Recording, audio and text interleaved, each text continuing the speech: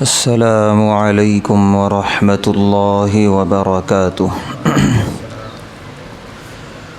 نحمده ونصلی علی رسوله الکریم اما بعد۔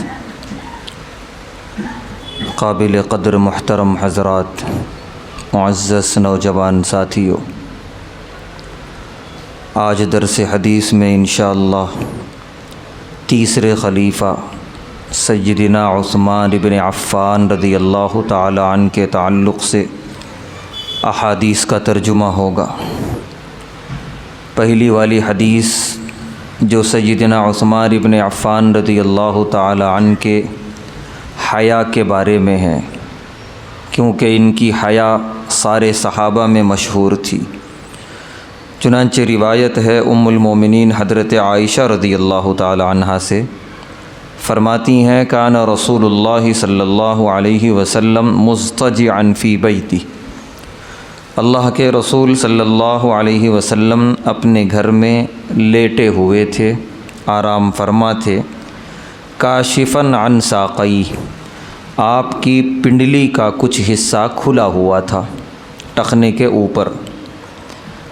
فاستأذن ابو بکر رضی اللہ تعالی عنہ، سیدنا ابو بکر صدیق رضی اللہ تعالی عنہ نے اجازت مانگی۔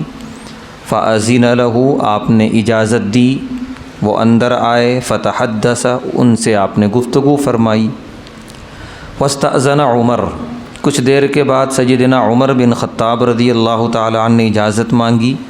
فأذن له، آپ نے انہیں بھی اجازت دی۔ فتحدث، آپ نے ان سے بھی گفتگو کی۔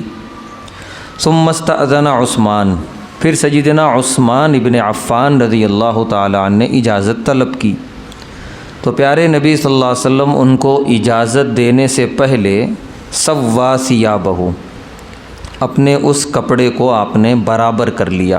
پنڈلی کا جو تھوڑا سا حصہ کھلا تھا، حالانکہ وہ کوئی بے ستری نہیں ہے، پنڈلی مرد کے ستر میں داخل نہیں ہے، لیکن پھر بھی آپ نے کمال احتیاط میں وہ حصہ بھی ڈھانپ لیا۔ اس کے بعد آپ نے اجازت دی سیدنا عثمان ابن عفان رضی اللہ تعالی عنہ کو۔ حضرت عائشہ رضی اللہ تعالی عنہا یہ سارا منظر پس پردہ دیکھ رہی تھیں۔ چنانچہ جب یہ تینوں حضرات چلے گئے تو حضرت عائشہ رضی اللہ تعالی عنہا نے سوال کیا کہ میرے والد آئے، آپ اسی طرح رہے۔ سیدنا عمر بن خطاب رضی اللہ تعالی عنہ آئے تو بھی آپ اسی طرح آرام سے لیٹے رہے، لیکن جب سیدنا عثمان ابن عفان رضی اللہ تعالی عنہ تشریف لائے، سویت ثیابک، تو آپ نے اپنے کپڑے کو برابر کر لیا۔ تو ایسا کیوں؟ پیارے نبی صلی اللہ علیہ وسلم نے فرمایا الا استحیی من رجل تستحیی منہ الملائکہ، کہ کیا میں اس شخص سے حیا نہ کروں جس سے فرشتے بھی حیا کرتے ہیں؟ تو اتنی زیادہ ان کی حیا مشہور ہے، نہ صرف زمین میں صحابہ کے درمیان بلکہ آسمان میں فرشتوں کے بھی درمیان۔ اس کے بعد حضرت عثمان ابن عفان رضی اللہ تعالی عنہ نے فرمایا، پیارے نبی صلی اللہ علیہ وسلم نے فرمایا ان عثمان رجل حیی، کہ حضرت عثمان ابن عفان رضی اللہ تعالی عنہ بڑے باحیا صحابی ہیں، بہت حیا ہے ان کے اندر۔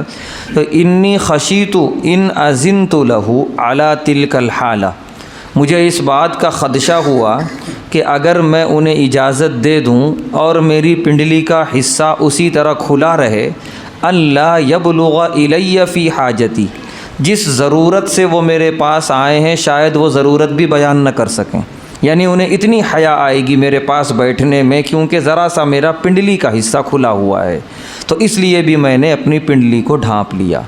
اس سے اندازہ ہوتا ہے کہ سیدنا عثمان ابن عفان رضی اللہ تعالیٰ عنہ کے مزاج میں کتنی حیا تھی کہ کسی شخص کو ذرا سا جسم کا کوئی حصہ کھلا ہوا دیکھ لیں تو وہاں سے چلے جائیں، اپنے حیا کی وجہ سے وہاں بیٹھنا انہیں مناسب نہ لگے۔ تو پیارے نبی صلی اللہ علیہ وسلم نے اتنی تعریف فرمائی کہ آسمان کے فرشتے ان سے حیا کرتے ہیں تو زمین پر ہم کیوں نہ حیا کریں۔ اللہ ہم سب کو ایسا باحیا بننے کی توفیق عطا فرمائے۔ دوسری روایت، اور اس کے بعد دو چار روایتیں آئیں گی، سیدنا عثمان ابن عفان رضی اللہ تعالیٰ عنہ کے زندگی کے آخری 40 دن کے تعلق سے۔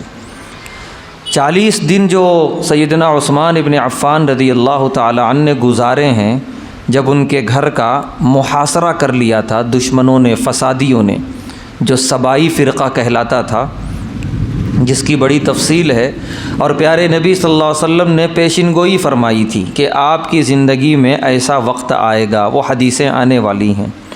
تو وہ 40 دن حضرت عثمان ابن عفان رضی اللہ تعالیٰ عنہ کے بھلائے جانے کے لائق نہیں ہیں۔ بہت کرب کے تھے، بڑی مصیبت کے، بڑی آزمائش کے، لیکن پورے صبر کا مظاہرہ کیا سیدنا عثمان ابن عفان رضی اللہ تعالیٰ عنہ نے، یہاں تک کہ وہ شہید ہو گئے۔ چنانچہ اس کے تعلق سے حدیث راوی ہیں حضرت عبد الرحمن بن سمرہ رضی اللہ تعالیٰ عنہ، کہتے ہیں جاء عثمان الی النبی صلی اللہ علیہ وسلم، اللہ کے نبی صلی اللہ علیہ وسلم کے پاس حضرت عثمان ابن عفان رضی اللہ تعالیٰ عنہ تشریف لائے، بِألف دینار، 1000 دینار لے کر، فی کمہ، جو ان کی تھوڑی چھوٹی سی تھیلی میں تھا۔ 1000 دینار یہ بہت بڑی رقم تھی، کیونکہ دینار سونے کا سکہ ہوتا تھا، تو 1000 دینار کئی لاکھ ہو جائیں گے یہ۔ تو فنثرھا فی حجرہ، لا کر پیارے نبی صلی اللہ علیہ وسلم کے قدموں میں رکھ دیا۔ یہ موقع تھا غزوہ تبوک کا، جب بڑی مالی پریشانی تھی، بڑا امتحان تھا اور بڑی قربانیوں کی ضرورت تھی، اور پیارے نبی صلی اللہ علیہ وسلم نے ممبر پہ بیٹھ کر ایک مختصر سی تقریر کی تھی اور ابھارا تھا۔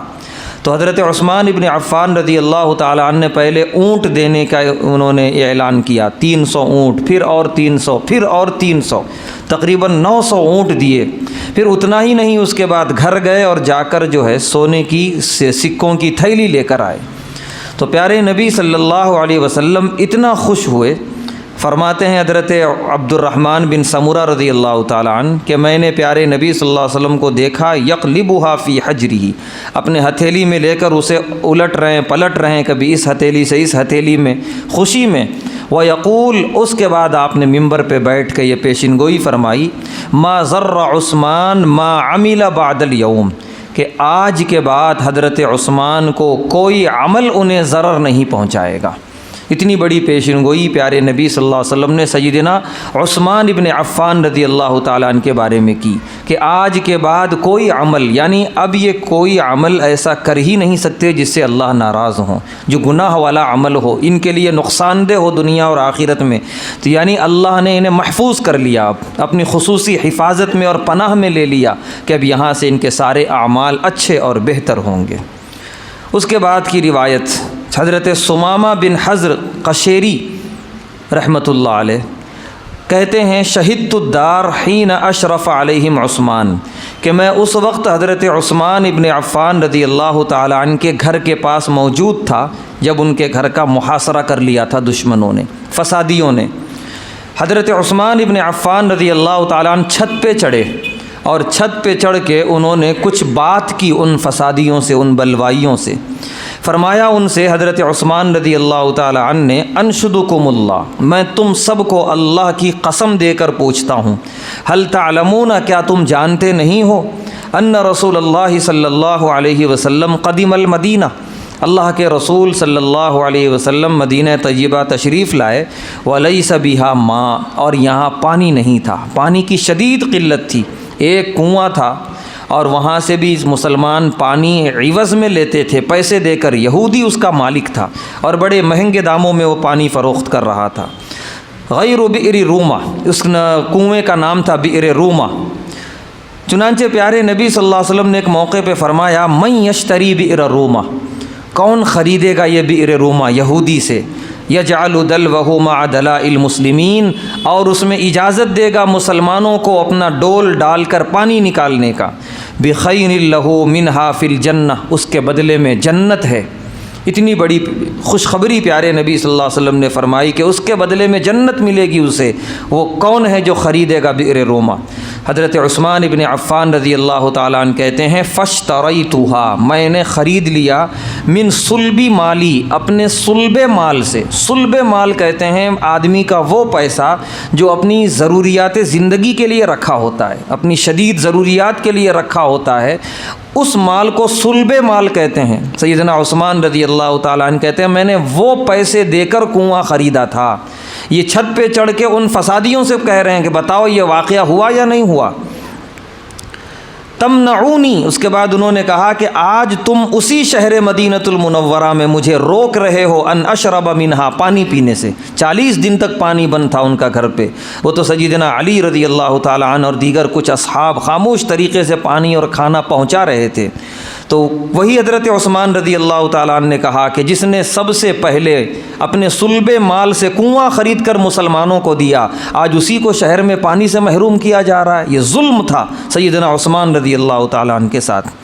سبھوں نے سنا اور سن کے کہا اللہم نعم، ہاں آپ صحیح کہہ رہے ہیں۔ اللہم نعم جواب دینے کا ایک انداز ہے کہ ہاں ہم اس کے گواہ ہیں، یہ ہوا ہے، آپ نے بئر روما خریدا ہے۔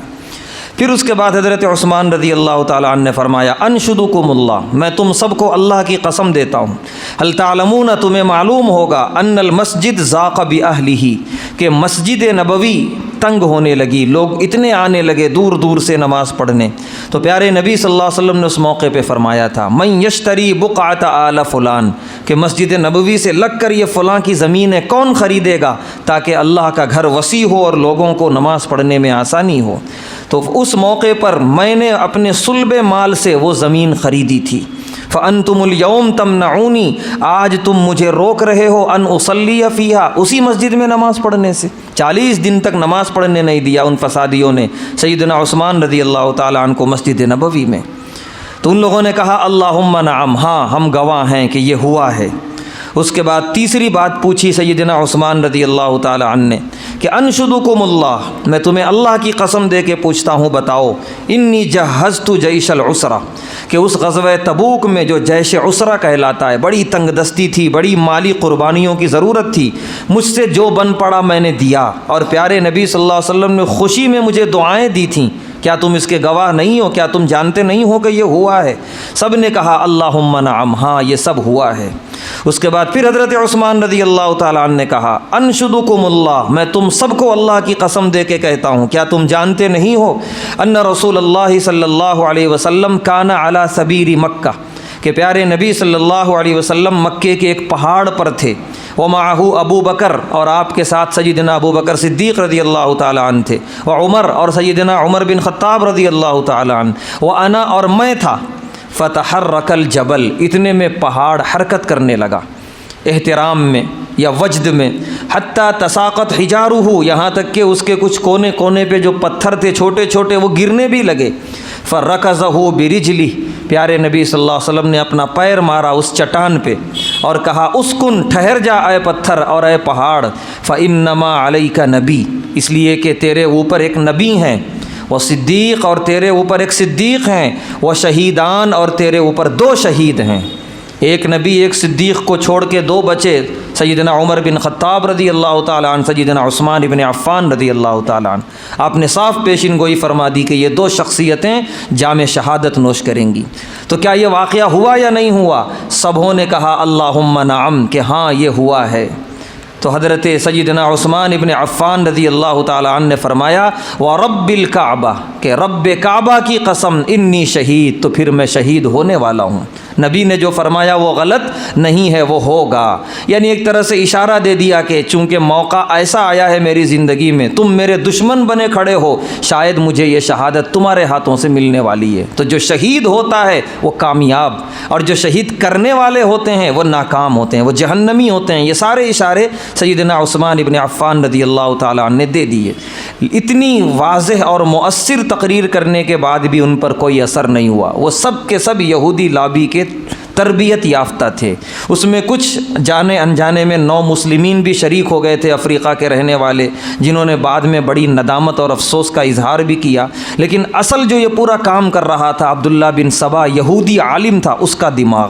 اور پھر ایک دن آیا کہ سیدنا عثمان ابن عفان رضی اللہ تعالیٰ عنہ کو ان لوگوں نے بڑے مظلومانہ طریقے سے شہید کر دیا۔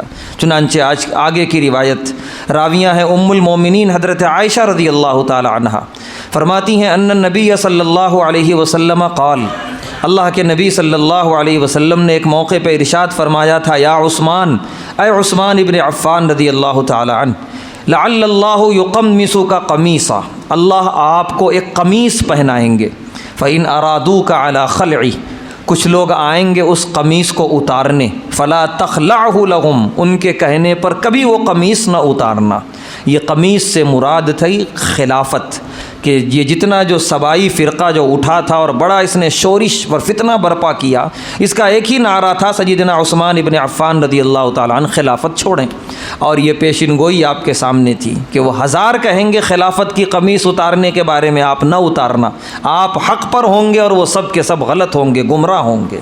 چنانچہ اس کے بعد کی روایت راوی ہیں حضرت ابن عمر رضی اللہ تعالی عنہما، فرماتے ہیں ذکر رسول اللہ صلی اللہ علیہ وسلم فتنہ، ایک موقع پر پیارے نبی صلی اللہ علیہ وسلم نے ایک فتنے کا ذکر کیا کہ فتنہ ایسا ہوگا اور اتنا نقصان پہنچائے گا۔ آپ نے اشارہ فرمایا یقتل ھذا، قریب بیٹھے تھے سیدنا عثمان ابن عفان رضی اللہ تعالیٰ عنہ، اشارہ کر کے فرمایا انہیں شہید کیا جائے گا اس فتنے میں مظلوماً، مظلوم طریقے پر، یہ مظلوم ہوں گے، ان کا کوئی قصور نہیں ہوگا، اور ان کو شہید کرنے والے ظالم ہوں گے۔ صاف طور پہ آپ نے اشارہ کیا تھا اپنے ہاتھ سے، تو لہٰذا وہ دن تو ہر حال میں آنا ہی تھا۔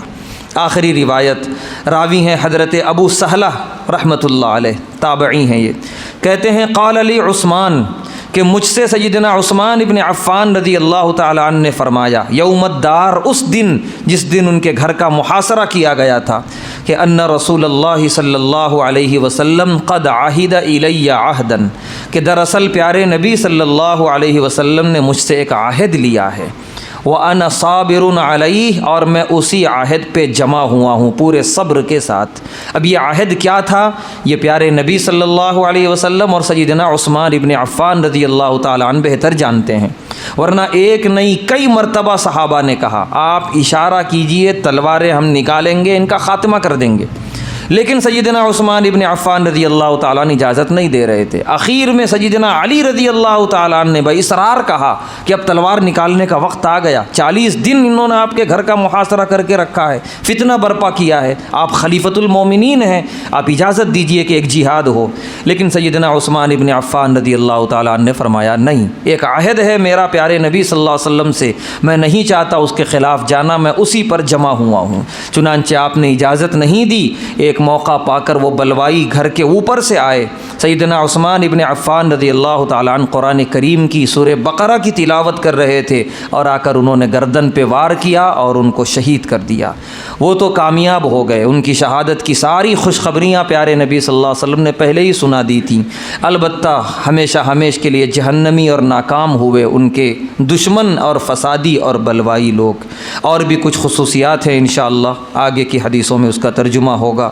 اللہ تبارک و تعالیٰ سے دعا ہے اللہ تبارک و تعالیٰ ہم تمام کو خلفائے راشدین کے طریقوں پر چلنے کی توفیق عطا فرمائے، ان جیسا جذبہ ایمان اور جذبہ اطاعت و فرما برداری عطا فرمائے، ہر طرح کی نافرمانی اور شرور اور فتن سے حفاظت فرمائے۔